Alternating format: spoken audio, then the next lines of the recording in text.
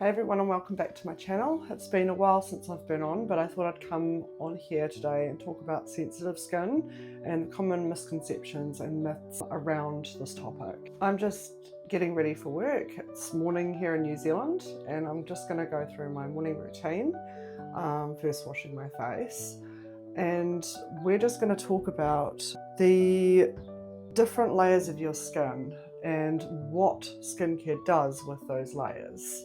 I want to break the misconception around sensitive skin and the active ingredients that are supposedly bad for it, because there's a lot of talk that you can't use a lot of these products that contain alcohols, or there's lipids which are actually pretty good for this for your skin, and even retinoids are, but it depends on the strength of them. So I'm just starting with my cleanser. I have talked about it before. I use CeraVe. I really like CeraVe because it's gentle on my skin and it hydrates without stripping the oils completely off my skin. So it's just removing the environmental whatever's been sitting on my face, basically. So as I go to wipe off my cleanser, this is what I'm talking about. And it's got 3 essential ceramides and hyaluronic acid. And hyaluronic acid is a building block in ensuring that your epidermis is moisturized, and it locks in that moisture from the environment around it, if that makes sense. So it takes the water in the air and it locks it in as a barrier. What I also really like about CeraVe is it's fragrance free, so there's no additives. I just like how it feels on my skin when I'm washing my face. My skin doesn't feel tight and dry and itchy after I've washed it. It just feels normal, which means that it's not stripped the natural oils from my surface barrier. Now, while I'm wiping my face, let's talk about the different layers of the skin that we've got, because that's what skincare products are there to do, is to work with those different layers. And often you'll find them sitting on the surface of the skin and they don't quite go down to the deeper layers, such as the dermal layer of the skin, like the furthest layer next to those muscle tissues.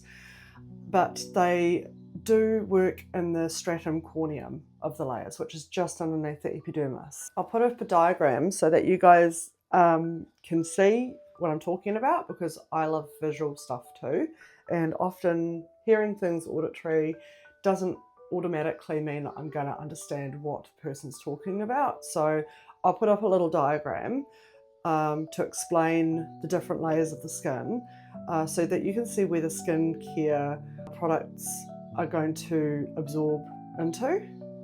This shows liquid working through the epidermis layer through to the stratum corneum layer, working with those lipid bilayers.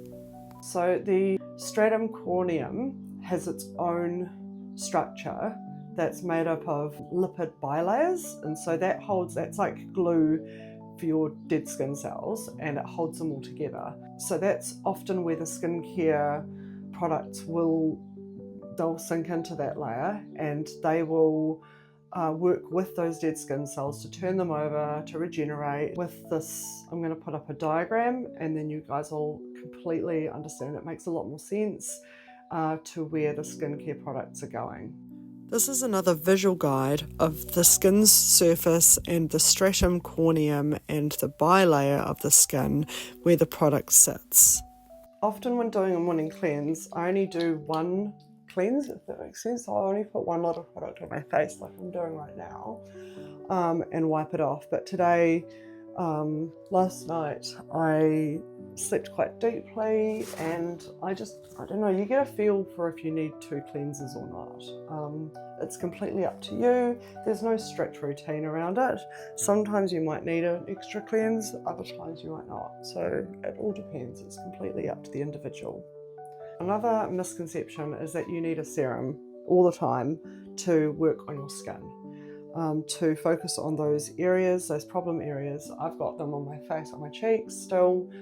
That's also down to diet. So if I don't eat cleanly, if I have alcohol at all within that month, because your skin has a 6-week turnover. So if you have alcohol or lollies, or you are eating a lot of processed food, that can affect your skin, and that will result in breakouts or uneven skin tone, because you're feeding your skin cells, you're feeding your body, you're feeding your organs with all this stuff. So the cleaner you eat or the more water you drink can result in better skin-like outcome. However, we're human, and that's not always going to you're not always going to make the best calls with that. And yeah, I've had a pretty rough couple of months with sickness in the house, so my diet hasn't been the cleanest, which is why I'm still getting a little bit of redness. I have a few breakouts, but it's not too bad. I've kept consistent with the Trudermal Glow. That's still going to help my skin cell turnover. That's still going to promote collagen and elastin regenerating in the deeper layers of my epidermis. Okay, so now I've basically finished cleansing my face. So I've run out of serum about maybe 3 weeks ago now, and I was stuck, right? Because we're in a tight economy and food is out the gate expensive in New Zealand. So I did a little bit of research and have discovered that as long as you have active ingredients in your moisturizers, then it's okay. You can go without your serum for a little bit, which is a breath of fresh air for me, because trying to run off a tight budget and making sure I've got all the skincare products I need to keep my skin at its best can be really difficult. And I don't want financial burden of having to keep up these products to stop me from achieving the results that I want. So La Clinica, the brand that I'm using now, and have been using for a while, probably the brand that I've been using for the longest period of time. I've used Murad before, I've used cosmetics, I've even used the brand Lira, but this brand here, La Clinica, I found to be most affordable. And like I said earlier, I ran out of serum. So I purchased these two products before I ran out of serum, and then freaked out when I did, because it's like, oh my gosh, what am I going to do? This is going to stop my skin from being so glowy and so nice, because I've had so many compliments about it, which is fantastic. It means that my technique is working. However, I looked into it and I don't need to stress so much, because these have active ingredients in your moisturizer. So if you purchase a really good moisturizer, which I do highly recommend, with active ingredients, these have the active ingredients on the front of them, right? So they don't actually have the list of ingredients on the back. They come in the packages, which I actually have one here to show. So this is a different packet, but it's an example. So you might have a box like that, and it will come with all the list of ingredients. I don't know if you can see that properly. It's a bit blurry, but you get the general idea that you've got all those active ingredients and the humectants that hold everything together. So that's like your water, and that's like your oils that bind everything to make the actives work, and just to sit on the skin better. So just to reinforce, you don't need a serum. If you can't afford it, that's okay. You don't need it to achieve the result that you're after with your skin. So my main target is fine lines and wrinkles. I'm using the Rebalancing Day Cream today. I kind of swapped mine out. So I will use one thing one day. It depends on what my skin's up to, really. So today it's feeling a bit tired. I had a busy weekend, so we are sitting on Tuesday now. No, we're sitting on Wednesday. I'm a day behind. That's what happens with busy life of a busy mum. Another thing is that alongside my Trudermal Glow, these products are amazing. So just putting this into my skin, I will use the Trudermal Glow in the evenings, often when I'm sitting on the couch. Sometimes I use it in the morning. It depends on how much time I have. But what I find with these moisturizers, like, I can actually already feel that working, because I get a slight tingling feeling. It's nice and hydrating, but it's also cooling on my skin. So I do have sensitive skin, and my skin used to react to products, but what I found with that, and here's another myth, is that active ingredients are too hard on sensitive skin. Now, what I'm going to tell you is that you have to see the percentage of the active ingredients in the skincare, and that can be really difficult. I will put a link below for those of you that are interested in purchasing any products. I use La Clinica because I've been using it for a while. This is not paid or sponsored, but I've located a breakdown. So when you go to purchase products and you're not sure of the active ingredients they have, this website clarifies that for you. A friend of mine showed me, and I've used it for a while now just to decode what the active ingredients actually do and how to say them, because often if you're not working in this industry, it's a lot like code talk. You can see the marketing point behind what the skincare product is advertising. So it might be for dry skin, it might be to make a glow, you know, they'll put it in layman's terms so it's easy to understand. I used to struggle with it all the time. However, I am here to help you guys decode what these products are. Like when I say products, I mean active ingredients in the products.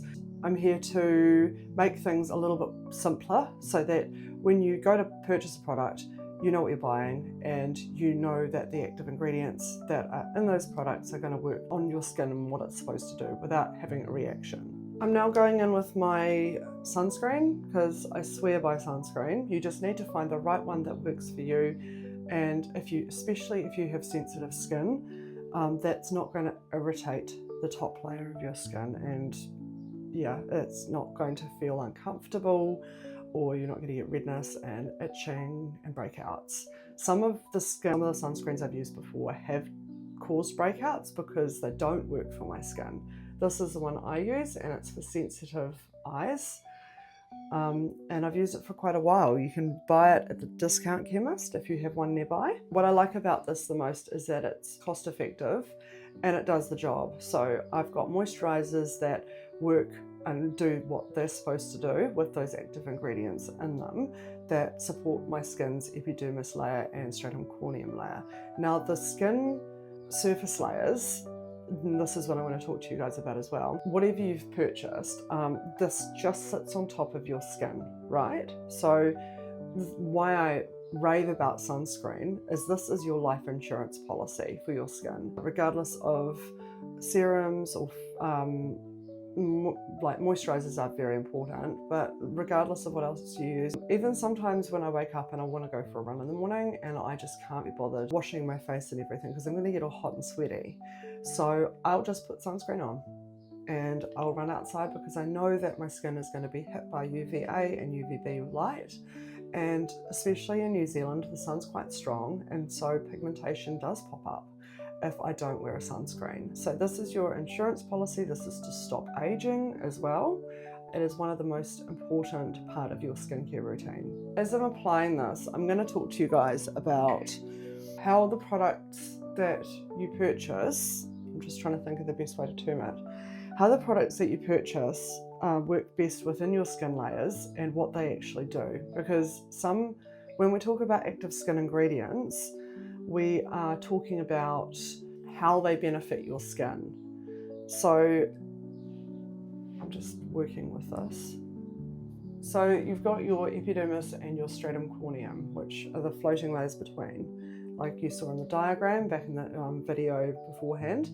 The stratum corneum has its own bilayer and the lipid bilayer. So that's what you see lipids often in your skincare products, and those are like the oils that help move the product around, and the product, depending on how active it is, will sit between those layers. So the epidermis, which is this layer here, and then the stratum corneum, which you can't see, and that's the one that's holding your dead skin cell layers together in a mixture between oils and water, which is what our bodies are made up of.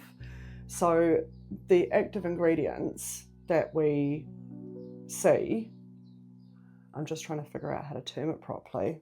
Work with me. I'm still new to the YouTube thing, relatively new, but I do know what I'm talking about. So I'm trying to put it in the best possible way that you guys will understand to make it easy when you go to purchase a product. So talking about these different layers of skin, This is where the products that you purchase and you use on your skin latch on, and they'll work for as long as they possibly can within the deeper layers and moving around within your dead skin cells for as long as they are able to before the product stops working. Kind of like dyeing your hair, right? So you've got the processing time, and after a certain amount of processing time, the chemical stops working in the hair. It's done its job. It's like bleach. You know, bleach processes for a certain amount of time before it stops working, and it won't bleach your hair any further. With the active ingredients, it really depends on how concentrated it is. So to give you an analogy, right? It's like if you purchase a product that's got a very high strength of active ingredients, then you're going to see a stronger reaction with your skin. That means that your skin is more likely to break out, there's going to be redness, there's going to be itching. This is if you've got sensitive skin or if the product's a bit too much for it. You want to start small. By start small, another analogy for you guys, right, is to find a formula in a skincare product. So find a skincare product that has a small amount of active ingredients. So if I'll give you an example of retinoids. You're gonna look for a retinoid that has like a 0.25%. They should tell you the percentage for retinoids especially, because that's often one where your skin will break out more if it's too strong for your skin to start off with. The analogy I was going to explain is it's like eating spicy food. So everyone knows that when you're eating spicy food, if you just start out straight with hot, then it's going to be too hot for your mouth and you're going to have a reaction. Your eyes are going to water, your nose is going to water, your mouth is going to feel like it's on fire. That's because your body's not used to that amount of spice. So if you start with a mild curry or a mild spicy dish, you can build it up. Same kind of concept with skincare. You build it up over time. I've been building up my skin surface with the products that I've been using for a wee while now. So I used to use a really light retinoid on my skin just to take away, just to exfoliate the top layers of your skin. And I highly recommend actually using enzymes. So you've got products that contain enzymes in them, and they're best used at night. This is a gentle exfoliation on your skin. It's got fruit extracts that work at peeling away gently those dead skin cells that sit on the top surface of your skin. If you want a stronger retinoid, that's where you will need to build up to get to that point. So that will work on the deeper layers, the stratum corneum of your layer of your skin cells, and work at regenerating those dead skin cells that are floating around to bring them up to the surface a little quicker. So that it also ties in with your elastin and collagen. One ingredient in skincare products that I highly recommend staying away from, and it's really difficult to do that, is one with that contains a lot of alcohol in it or parabens. These are just fillers for the product to hold it and bind it together, but they don't do anything really for your skin. So just do your research on the skincare products that you do purchase. The link below in the description hopefully gives you an indicator as to what ingredients in the products that you're looking for, if I hope that they're in there, that you are purchasing contain, so that you are well educated and you know what you're buying. Often a lot of fancy words that go into the ingredients list that make purchasing products really confusing. But as an example, this is another product. I occasionally put this on my face, but it's more of a barrier. So it's going to lock in that moisture. It's going to draw the moisture in from the air and lock it into the surface of my skin. So just to hydrate it, to make it feel better, soften it, because that's what we want to do. This is the example one, which is the Aveeno. This is a really good product for your skin because, like I said before, it locks in moisture. It's not going to decrease fine lines or wrinkles or change skin cell turnover. It's just going to moisturize your skin and keep the skin hydrated. I don't use this often on my skin. I'll use it on my legs because my legs do get really dry. The main ingredient is your prebiotic triple oat fiber. The main active ingredient is your oat, which is broken down, and it's used alongside lipids and humectants to bind the formulation together.